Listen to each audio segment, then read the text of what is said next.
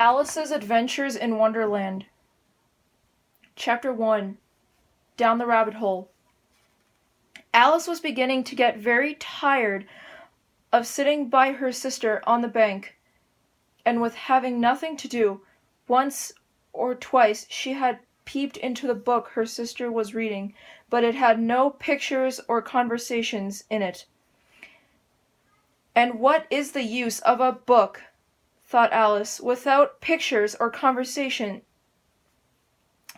So she was considering in her own mind as well as she could, for the hot day made her feel very sleepy and stupid, while the pleasure of making a daisy chain would be worth the trouble of getting up and picking the daisies, when suddenly a white rabbit with pink eyes ran close by her.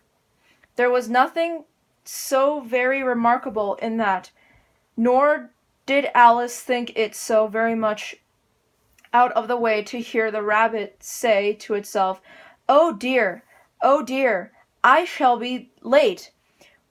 When she thought it over afterwards, it occurred to her that she ought to have wondered at this, but at the time it all seemed quite natural. But when the rabbit actually took a watch out of its waistcoat pocket and looked at it, and then hurried on, Alice started to her feet, for it flashed across her mind that she had never before seen a rabbit with either a waistcoat pocket or a watch to take out of it. And burning with curiosity, she ran across the field after it, and fortunately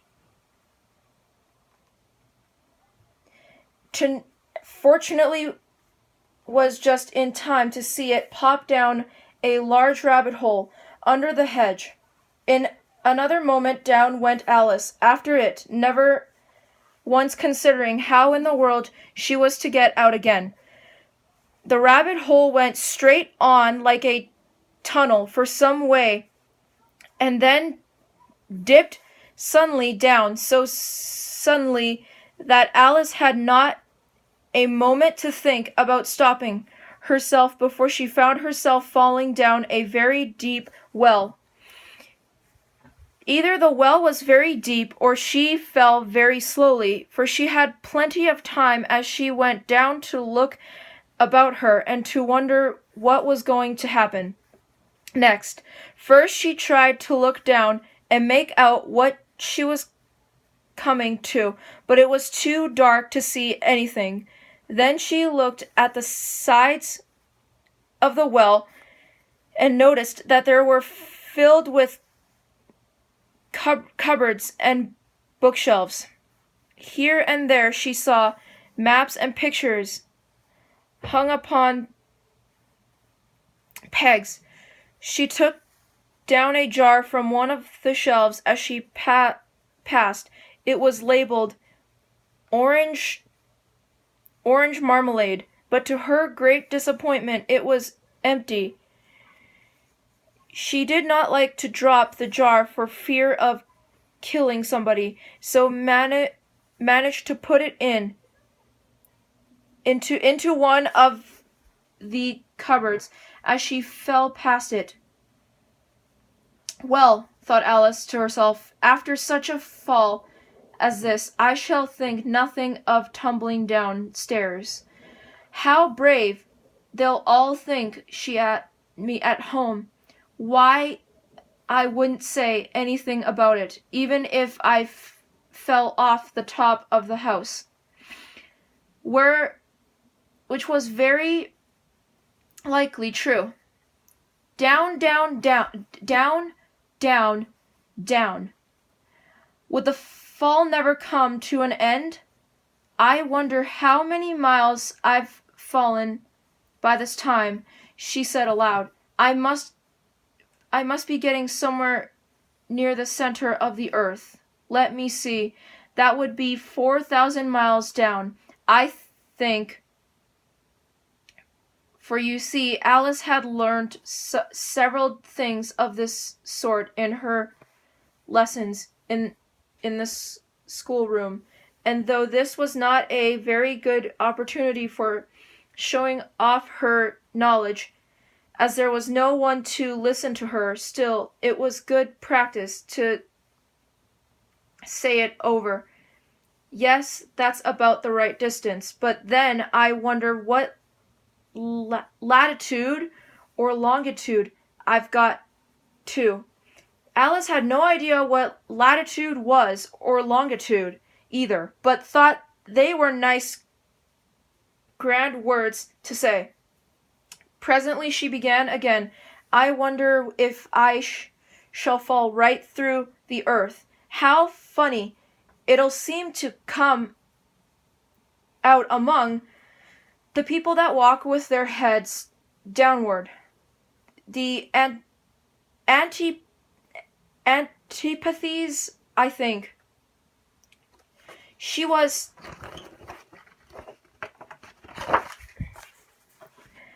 rather glad there was no one listening this time, as it didn't sound at all the right word. But I shall have to ask them what the name of the country is. You know, please, ma'am, is this New Zealand or Australia? And she tried to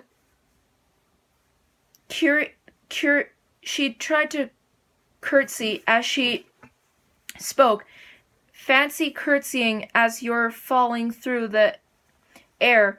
Do you think you could manage it? And what an ignorant little girl she'll think she for asking.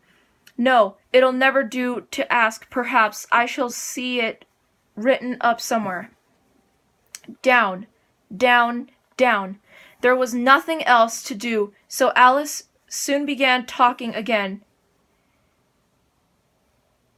Dean, he'll miss me very much tonight, I should think. Dina was the cat. I hope they'll remember her saucer of milk at tea time. Dina, my dear, I wish you were down here with me. There are no mice in the air, I'm afraid, but you might catch a bat, and that's very like a mouse. You know, but do cats eat bats, I wonder? And have Alice began to get rather sleepy and went on saying to herself in a dreamy sort of way, do cats eat bats? Do cats eat bats? And sometimes do bats eat cats? For you see, as she couldn't answer either question, it didn't much matter which way she put it. She felt that she was dozing off and had just begun to dream that she was walking hand in hand with Dina and saying to her very earnestly, now, Dina, tell me the truth. Did you ever eat a bat? When suddenly, thump, thump, down she came upon a heap of sticks and dry leaves, and the fall was over. Alice was as a bit hurt, and she jumped up onto her feet in a moment. She looked up, but it was all dark overhead. Before her was another long passage, and the white rabbit was still in sight.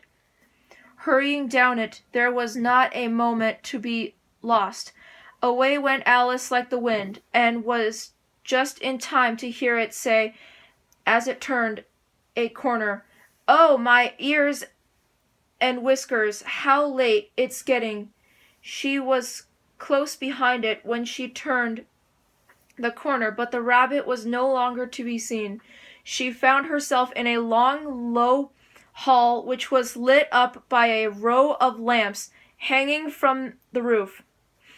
There were doors all round the hall, but they were all locked, and when Alice had been all the way down one side and up the other, trying every door, she walked sadly down the middle, wondering how she was ever to get out again. Suddenly she came upon a little three-legged table, all made of solid glass. There was nothing on it except a tiny golden key, and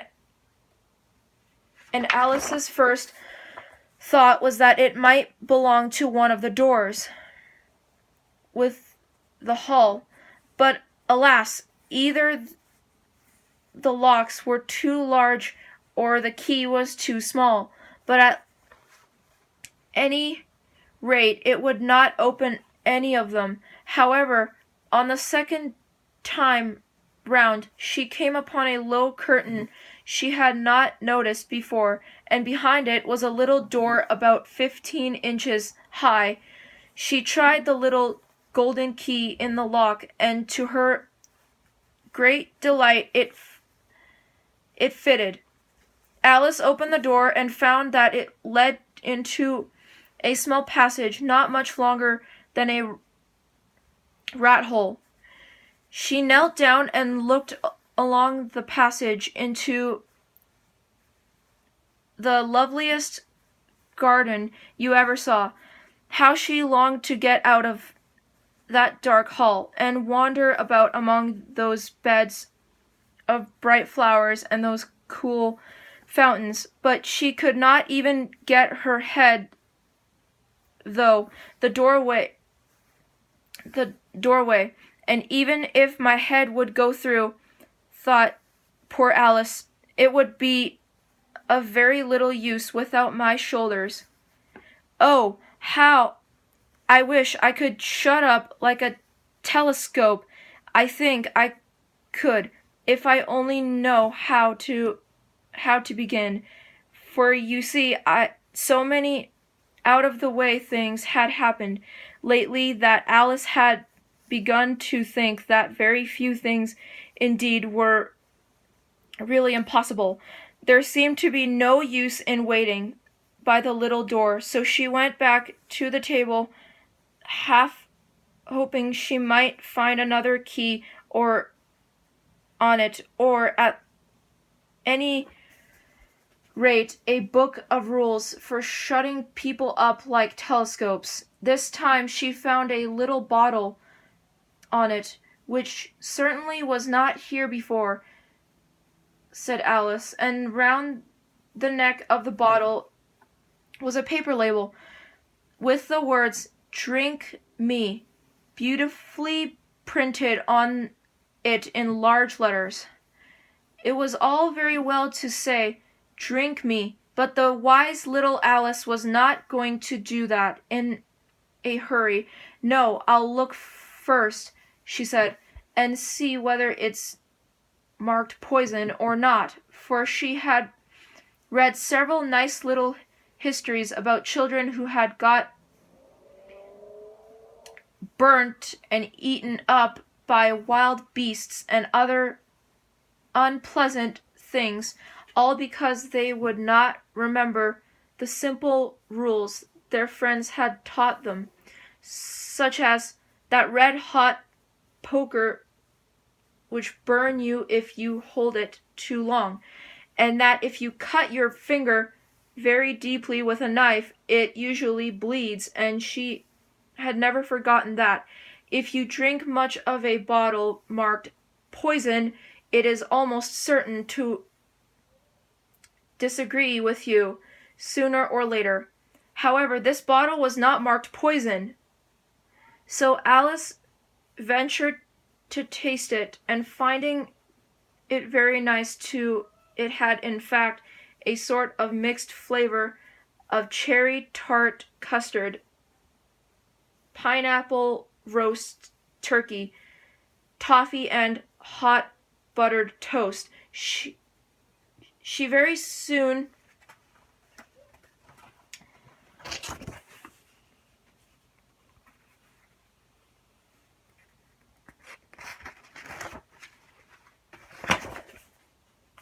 finished it off. "What a curious feeling," said Alice. "I must be shutting up like a telescope." And so it was indeed. She was now only 10 inches high, and her face brightened up at the thought that she was now the right size of going through the little door into that lovely garden. First, however, she waited for a few minutes to see if she was going to shrink any further. She felt a little nervous about this, for it might end, you know. So Alice to herself, "In my going out altogether like candle, I wonder what I should be like then." And she tried to fancy what the flame of a candle is like after the candle is blown out, for she could not remember ever having seen such a thing. After a while, finding out nothing more happened, she decided on going into the garden at once. But alas, for poor Alice, when she got to the door, she found she had forgotten the little golden key, and when she went back to the table for it, she found she could not possibly reach it. She could see it quite plainly through the glass, and she tried her best to climb up one of the legs of the table, but it was too slippery, and when she had tired herself out of trying, the poor little thing sat down and cried. "Come, there's no use in crying like that," said Alice to herself, rather sharply. I advise you to leave off this minute." She generally gave herself very good advice though she very seldom followed it, and sometimes she scolded herself so severely as to bring tears into her eyes, and once she remembered trying to box her own ears for having cheated herself in a game of cricket. She was playing against herself, for this curious child was very fond of pretending to be two people. "But it's no use now," thought poor Alice.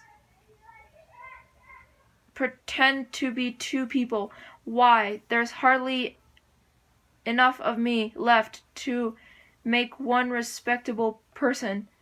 Soon her eyes fell on a little glass box that was lying under the table. She opened it and found in it a very small cake, on which the words "Eat me" were beautifully marked in currants. "Well, I'll eat it," said Alice, "and if it makes me grow larger I can reach the key, and if it makes me grow smaller I can creep under the door. So either way I'll get into the garden, and I don't care which happens."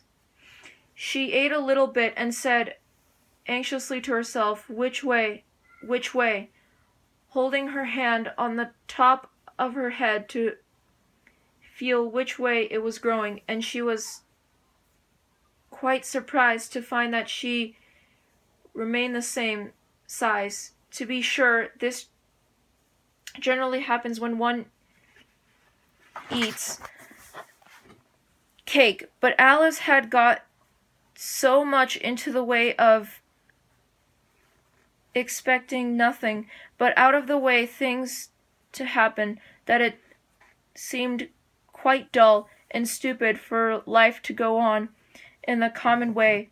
So she set to work and very soon finished off the cake.